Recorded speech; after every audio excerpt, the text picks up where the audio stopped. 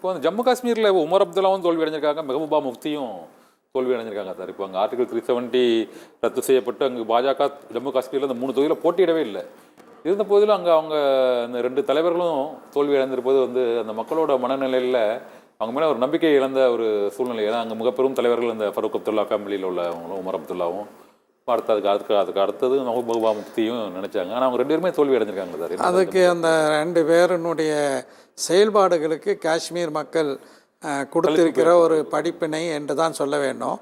காரணம் 370 அகற்றப்பட்ட பிறகு, அதாவது அரசமைப்பு சட்டத்தின், அதை நான் சொல்ல வரேன், அரசமைப்பு சட்டத்தினுடைய 370வது பிரிவை ரத்து செய்த பிறகு இவர்கள் எல்லாம் ஒன்று சேர்ந்து ஒற்றுமையாக இருந்து அங்கு பல்வேறு வகையான போராட்டங்களை நடத்தினார்கள். அதே போல் அவர்கள் வீட்டுக்காவலிலே வைக்கப்பட்டார்கள்.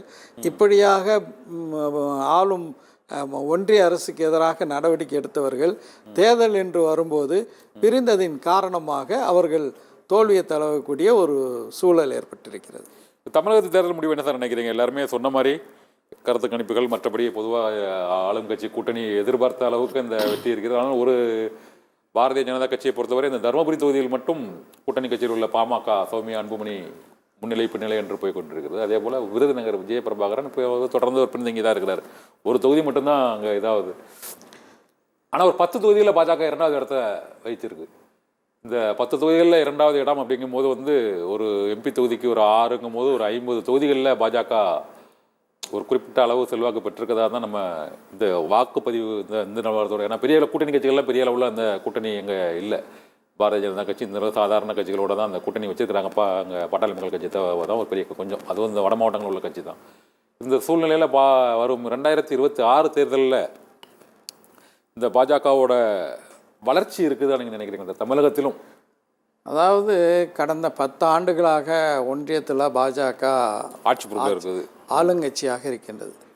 ஆளுங்கட்சி என்ற அடிப்படையில் அவர்களுடைய செல்வாக்கு, அதாவது செல்வாக்கு என்று சொல்லும்போது அரசாங்கத்தினுடைய பல்வேறு பதவிகள், அரசாங்கத்தினுடைய பல்வேறு சலுகைகள், இவற்றையெல்லாம் பெற்றுத்தருகிறோம் என்று ஒரு திட்டமிட்ட ஒரு பரப்புரையை பணியை பாஜக செய்திருக்கிறது.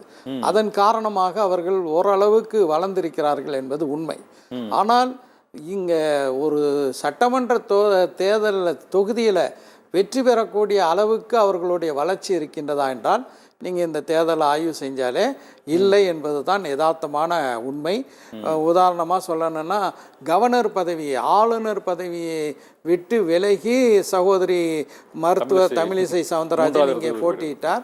அவர் மிக மோசமான தோல்வியை தென் சென்னையில் பாஜக வளர்ந்திருக்கிறது என்றெல்லாம் அங்கே இருக்கக்கூடிய சில சட்டமன்ற தொகுதிகள் எல்லாம் அவர்களுக்கு ஆதரவுள்ள தொகுதிகள்னு சொன்னாங்க. அங்கே வந்து அவர் தோல்வி முகத்தில் இருக்கிறாரு.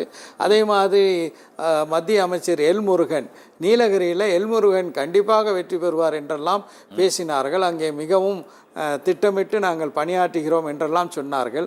அவரும் அங்கே தோல்வி முகம்.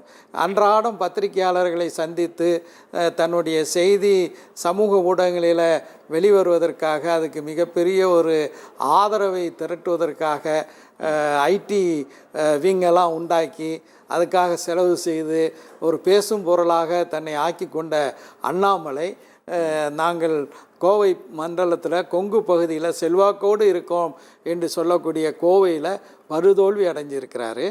அதனால் வந்து இங்கே வந்து பாஜகவுடைய இந்த 2வது இடத்துல சில தொகுதிகளில் வந்திருக்காங்கங்கிறதை பற்றி பெரிதும் கவலைப்பட தேவையில்லை. மத்தியில் ஒன்றியத்தில் ஆட்சி மாற்றம் வரும்போது அவர்களுடைய ஆதரவாளர்கள் எல்லாம் திரும்ப எங்கே வந்தாங்களோ அங்கே போயிடுவாங்க. இதில் இன்னொன்றையும் நான் இங்கே குறிப்பிட விரும்புகின்றேன். அதிமுக வந்து இந்த தேர்தலில் வந்து முஸ்லீம்கள் நிறைந்த தொகுதிகளில் நீங்கள் பார்க்கும்போது, உதாரணமாக திருநெல்வேலியாக இருக்கட்டும், அல்லது திண்டுக்கலாக இருக்கட்டும், அல்லது மத்திய சென்னையாக இருக்கட்டும், அல்லது மயிலாடுதுறையாக இருக்கட்டும், அல்லது வேலூராக இருக்கட்டும், இங்கே எல்லாம் மிக குறைவான வாக்குகள் பெற்றிருக்காங்க. அதுக்கு என்ன காரணம்னா 10 ஆண்டுகள் பாஜகவோட வைத்து கொண்டு இருந்த உறவு, குடியுரிமை திருத்த சட்டத்துக்கும் ஆதரவான ஒரு நிலைப்பாடு.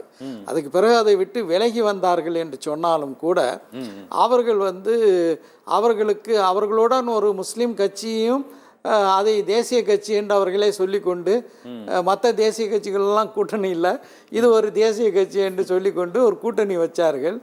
அதுவும் மிக மோசமான ஒரு தோல்வி. அவர்களுடைய ஆதரவோடு திண்டுக்கல் தொகுதியில் போட்டியிடக்கூடிய இதுதான் இங்கே செய்தி. என்னென்னா சச்சிதானந்தம் மார்க்சிஸ்ட் கம்யூனிஸ்ட் கட்சியினுடைய வேட்பாளர் இன்றைக்கு வரக்கூடிய இந்த வாக்கு வித்தியாசத்தில், மிக அதிகமான வாக்கு வித்தியாசத்தில் அவர் தான் சென்று கொண்டு இருக்கிறார். அவரை எதிர்த்து போட்டியிட்ட அதிமுக சின்னத்தில் போட்டியிட்ட முபாரக் வந்து மிகவும் பின்தங்கி இருக்கக்கூடிய ஒரு நிலையை பார்க்கிறோம். அதே மாதிரி இந்த பகுதியில் பார்த்தீங்கன்னா ராமேஸ்வரம் கோயில் அமைந்திருக்கின்ற ராமநாதபுரம் தொகுதியில் முஸ்லீம் லீக்கினுடைய வேட்பாளர் நவாஸ் கனி மிகப்பெரிய அளவில் முன்னிலையில் சென்று கொண்டிருக்கிறார். அங்கே நவாஸ் கனி வெற்றி பெறக்கூடிய வாய்ப்பு, இங்கே முபாரக்கை தோற்கடித்து சச்சிதானந்தம் வெற்றி பெறக்கூடிய வாய்ப்பு. இதுதான் தமிழ்நாடு. ஓகே, அது இஸ்லாமியர்களுக்கான விழிப்புணர்வு தமிழகத்தில் அப்படி இருக்குது. ஆனால் வட மாநிலங்கள் அப்படி இருக்குதாங்கிறது நான் கொஞ்சம் அடுத்த கெஸ்ட்டை கேட்டு வந்துடுறேன்.